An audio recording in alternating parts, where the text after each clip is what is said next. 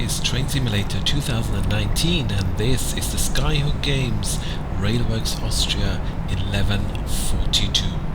So yes, once again we are getting an Austrian loco from Skyhook and Railworks Austria.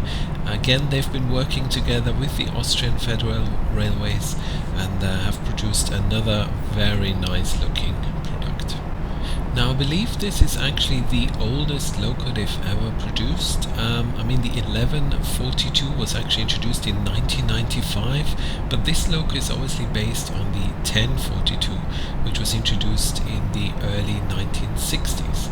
Now, from the outside there have been a few changes over the years, and this is the latest model, but once we go into the cab you'll probably be able to see that this is a very old lady. Once again, there's a lot of functionality and a lot of stuff included in the package, so yeah, let's get started.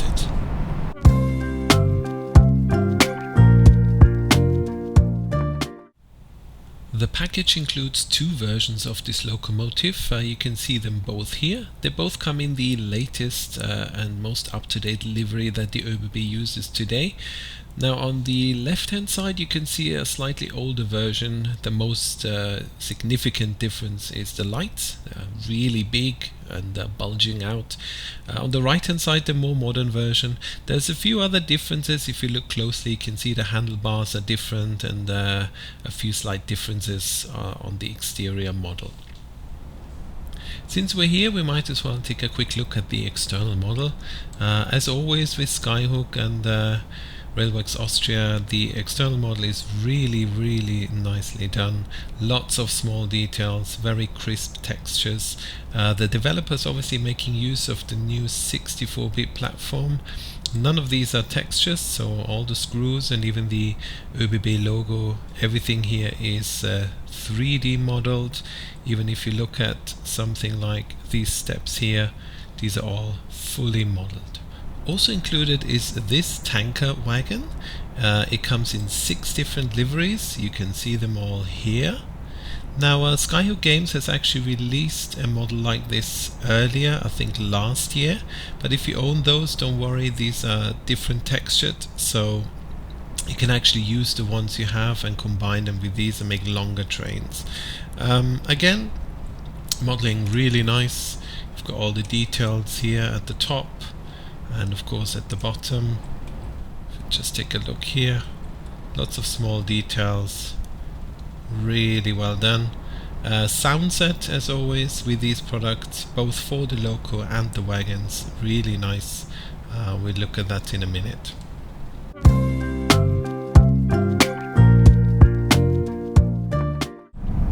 The 1142 usually starts in a cold and dark state, so you have to start it up at the beginning of every scenario. I'm going to show you shortly how to do this, but if you don't want to do this, there's an automatic startup procedure.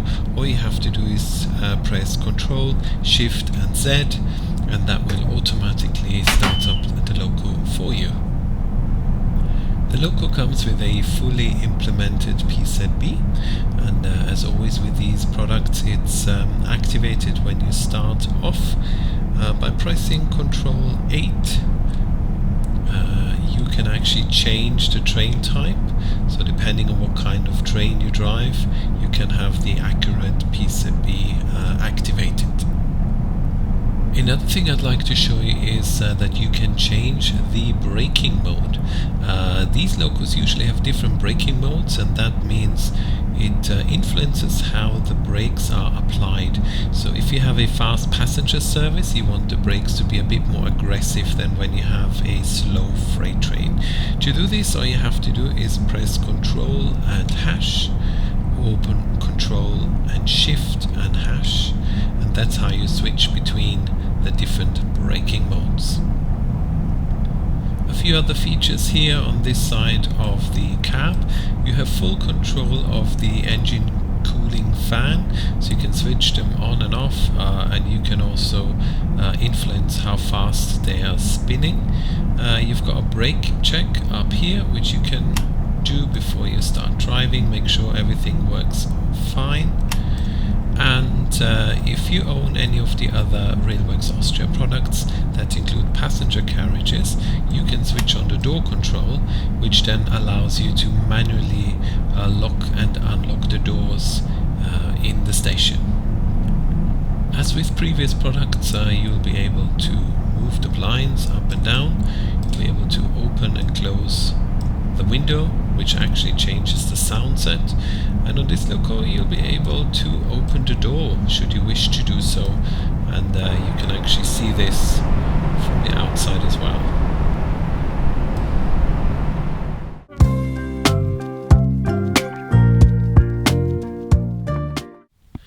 Alright, I think it is time to show you how to drive this loco. Now, as mentioned earlier, this loco will always start up in a cold and dark state. So the first thing we need to do is start it up. And actually the first thing I'd like to show you is the automatic startup sequence. So if you don't want to go through it manually, you just press Ctrl, Shift and Z for Zulu.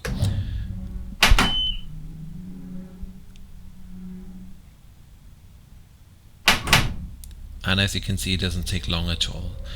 So once it's done, the loco is almost ready to be driven off. You might want to switch on the instrument lights or the cab lights should you wish to do so. The last thing you need to do is release the loco brake here. So just push that forward. And there you go. And now you're ready to set off. Alright, and now we're going to do the whole thing again, but this time we just do it manually. So the first thing we need to do is switch on the battery. You do this by pressing Shift and B for Bravo. And then we need to raise the pantograph. Now you can choose the pantograph you want to raise by selecting Shift and Papa, P. I'm going to show you on the outside. So here we have tankers, so really we should be raising the forward pantograph. If I press P for pantograph now, you'll see the rear one going up. If I want to change that, all you need to do is press Shift and P.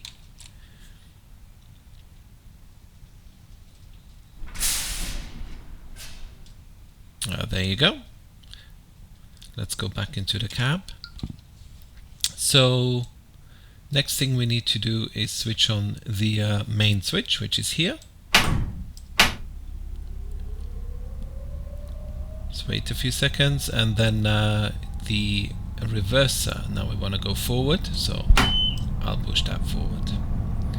Okay, and now we're almost at the same point as where you end up with the automatic startup sequence. So I'm gonna switch on the instrument lights, make sure the loco brake is released, make sure the train brake is released. One additional thing, if you look up here, you see this yellow light, and that is the parking brake, which is still on. To release the parking brake, you just press the / key. So make sure that light is out, and now we're ready to go. Might want to switch on the headlights as well, actually. You can do that here. There we are. That's better. Okay, and now we are ready to go.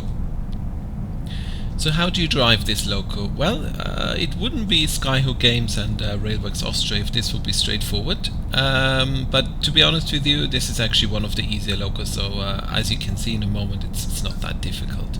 So you see this big wheel here in front of you, and you see it has numbers. Each of these numbers represents a notch, and with this notch you are going to pull power out of the 4 engines, and you have this indicated here. Now, the most important thing here is this small yellow triangle. Whenever you add power, this indicator will come up. Never ever exceed this orange triangle. This is the maximum power output. If you do exceed it, the engine will switch itself off.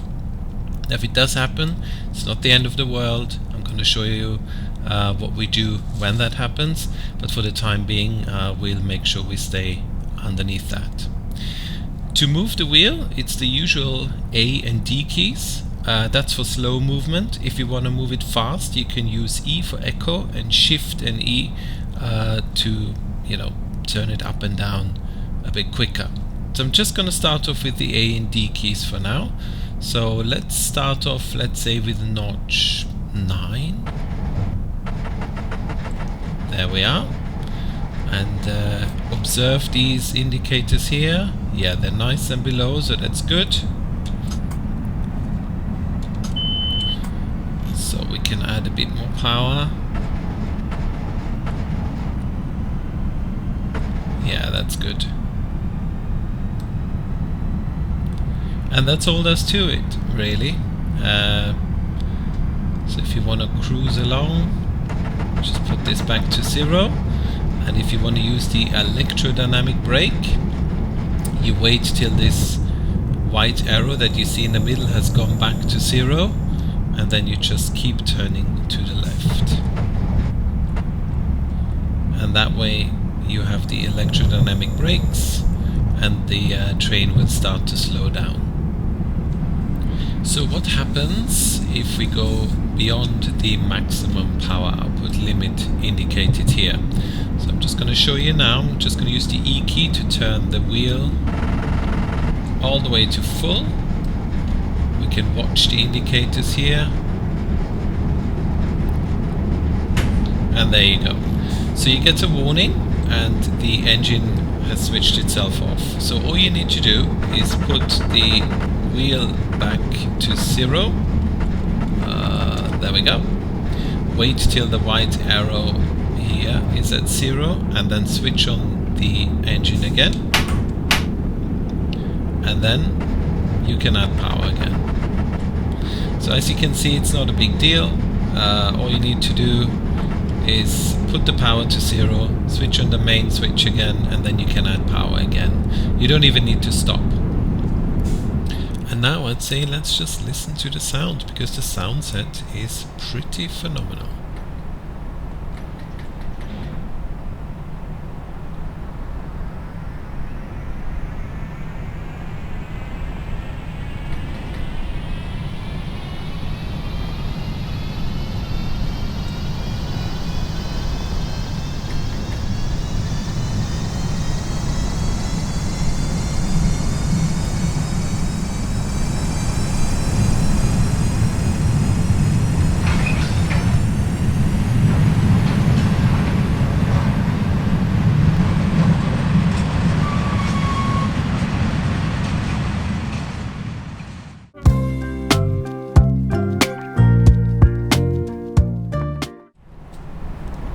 So there you have it, the 1142 by Skyhook Games and Railworks Austria. Once again a collaboration with the Austrian Federal Railways. They seem to be working together a lot, and I do hope we get to see more. I really like this kind of product. Always a bit quirky, always a bit different, and always very high quality. Right, and that's it. I hope you found this useful and informative, and I'm looking forward to seeing you in the next one. Until then, bye bye.